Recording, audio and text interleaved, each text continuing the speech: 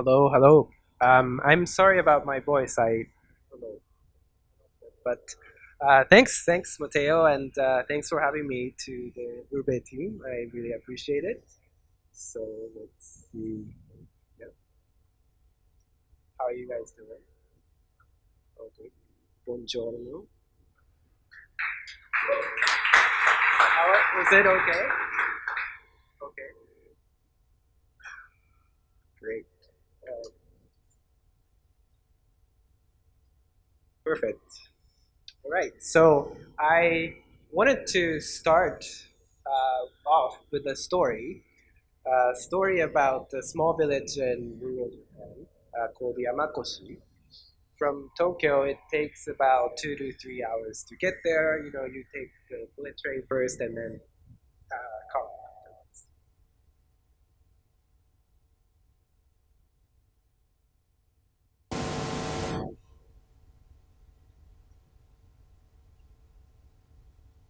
Yeah.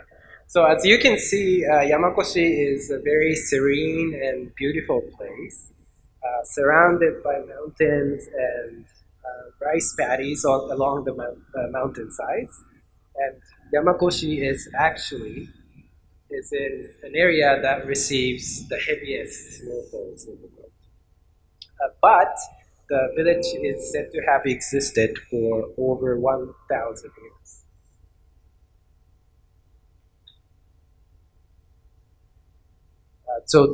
This beautiful village of Yamakoshi is also known as the birthplace of Nishiki-goi. Anyone know koi? Yeah. So you might know these large, colorful freshwater fish, simply as koi or carp. The people of Yamakoshi used to grow these fish for food, but it was about 200 years ago when they started breeding these fish for to admire the colors and as pets. And as you know today, it sometimes the most beautiful of the koi can cost tens of thousands of dollars. Despite the rich history, rich nature of the village, the village is actually facing an existential crisis.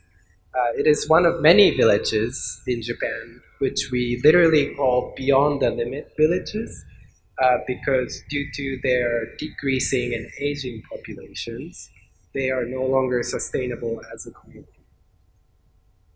Um, and, you know, back in 2004, there were 2,200 villagers living in the village.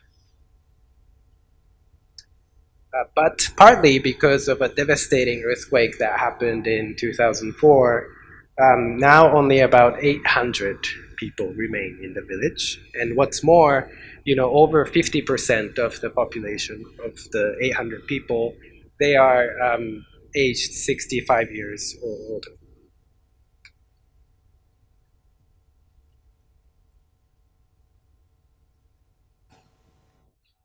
Yeah, so in the hopes of preserving and sustaining the village, leaders of the community have been looking for ways to look for people around the world who would appreciate the village, the ways of the village, identity and its culture. And last year they decided to turn to look for new virtual villagers by the way of NFTs. So these are the NFTs, and as you can see there, they feature digital art of their koi fish, and by December last year, they were able to sell 1,500 NFTs, raising over $100,000. And again, it's not just about the money they raised. These NFTs also represent digital village, virtual villager certificates, and through the NFT sale, they were able to welcome 1,000 new virtual villagers. So these virtual villagers, together with real villagers, they proposed action plans to make Yamakoshi more attractive. There were ideas like opening a Yamakoshi radio station, creating a video game about Yamakoshi, or doing a metaverse workshop for real villagers. Then both virtual and real villagers voted to decide, which of these action plans were to be funded through the proceeds of the NFT sale. I think this is a picture actually of real villagers trying to install MetaMask wallet application, and where that's where they receive tokens and they make their votes.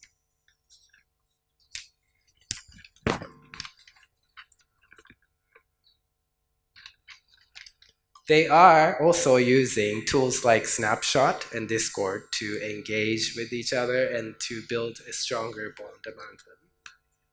And to date, some 140 virtual villagers have made a real-life trip to Yamakoshi, and there were events organized for real and virtual villagers to interact with each other, get to know each other, and some even tried living in the village for the first time, and a few are considering to move to the village. So I think that's exactly what the power of engagement is, right? Whether it's through the ownership of something related to a cause, like NFTs or art, or participating in decision making and governance of how your contribution is going to be used. Tools in Web3 let us drive engagement. So today, donations feel like a very one-way street where, you donors give money and they might receive like an email update or annual reports, but that's very passive. And, these Web3 tools help us have our skin in the game, and that leads to a stronger and more sustainable community and longer lasting action.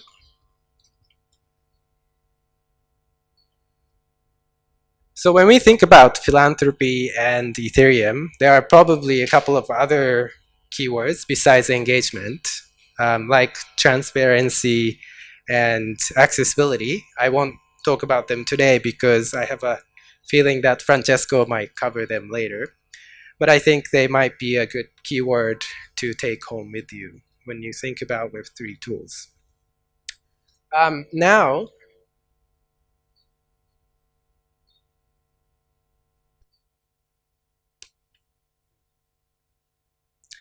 so moving on to what my team does at the Ethereum Foundation. So what we are doing at Team Next Billion, at Team Next Billion, is finding story like the one I told you about Yamakoshi, stories about Ethereum, how Ethereum is helping to solve a tangible, real problem. Ethereum today, most people probably feel crypto and Ethereum are a scary thing, financial thing, sometimes scammy thing, something negative. We want to change that, and the way we are trying to do that is by finding and amplifying stories. And one of the initiatives we have at Team Next Billion is the fellowship program. So we are finding Ethereum stories and supporting these fellows who are behind the stories. So today I would just like to introduce a few of the fellows. The first one is Mihailo, and he leads digital initiatives at the World Organization of the Scout Movement. Was anyone a scout here before? Boy Scouts, Girl Scouts? Yeah. So scouts are, as you know, there are 50 million scouts around the world. And what he did recently was to make NFT scout badges. If you don't know what scout badges, does anyone know what scout badges are? Yeah, so scout badges are, you might be able to see the girls wearing them, but these are like little cloth badges where, you can get these if you complete a task, like if you volunteer, you might get one. If you learn how to do first aid, you might get one. So for the first time, Scouts did an NFT badge, and Mihailo was the person behind it.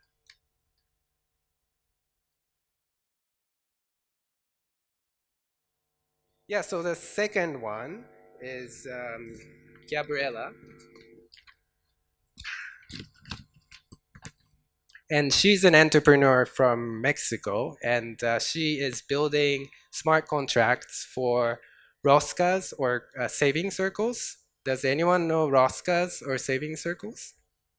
Yeah, so those are the tools that for centuries informal communities have used to, become financially sustainable.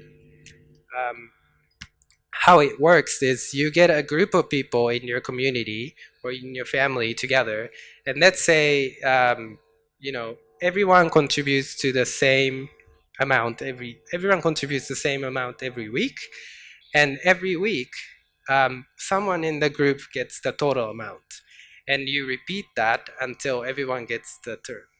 So it's kind of like a saving, but at the same time you're giving a loan to someone in the group. So by making smart contracts for these saving circles, now Gabriela is hoping to prevent scams. She's also building digital credit history for informal workers who don't have access to banking. Yeah, another fellow is Marcus, and he's speaking after me, so you can hear his story.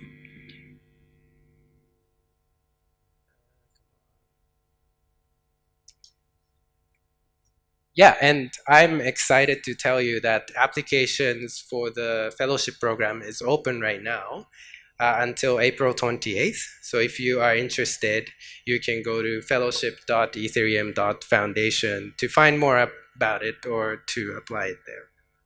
So lastly, Matteo asked me to talk a little bit about the Ethereum Foundation. So just briefly, what the Ethereum Foundation is. So the Ethereum Foundation was founded in 2015, originally as a hub for Ethereum's researchers and developers. And important part is that because Ethereum is open sourced, we don't own the platform of Ethereum, right? Ethereum, and we don't control it. The Ethereum Foundation is just one of many organizations that care about the Ethereum platform. It's so now we can say that even more because there is a very strong community behind Ethereum. And there are now about 270 people working for the foundation. Some of them are working in research and development, and there are others like me who are working to enrich the ecosystem and the community. And the biggest thing we do might be that we make grants. We make about 20 to 30 million dollars worth of grants every year, and our grants are usually for public goods within Ethereum or Ethereum community. So things like improving the security of Ethereum or sponsoring events around the world. And if you don't know, we don't build applications ourselves. They are built by different people, different companies, and different organizations in the community. And Ethereum Foundation is pretty unique. So if you are interested, we actually have a new website, so you might want to check out that. And there's an annual report too that you can read. So with that, I think I gave you too much information. I probably bombarded you all. But thank you again to the Urbe team. Thank you to Matteo, and thanks for listening. Looking forward to speaking.